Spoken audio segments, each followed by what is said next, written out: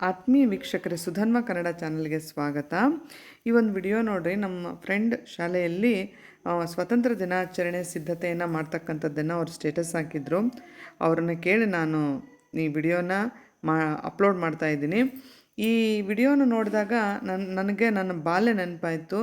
ನಾವು ಕೂಡ ಶಾಲೆಯಲ್ಲಿದ್ದಾಗ ಈ ರೀತಿ ಆಗಸ್ಟ್ 15 ಜನವರಿ 26 ಬಂತಂದರೆ ನಮ್ಮ ಶಾಲೆ, ನಮ್ಮ ತರಗತಿಯನ್ನು ಸ್ವಚ್ಛ ಮಾಡೋದು, ಇದರೊಳಗನೆ ನಾವು ನಮ್ಮ ದಿನಗಳನ್ನು ಕಳೀತಾ ಇದ್ವಿ.